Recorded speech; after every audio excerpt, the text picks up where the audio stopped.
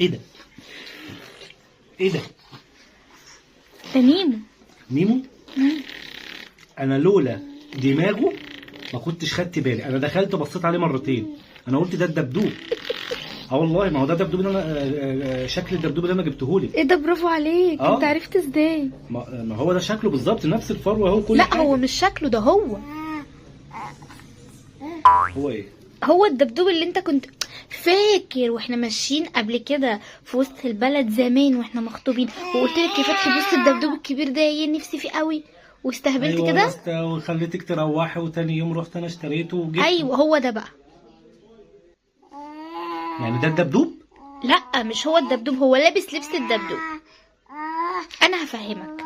هو نيمو كان محتاج ترنج دفايه، تمام؟ يعني حاجه تدفي بقى، حاجه كده ايه، تكون تدفي جدا.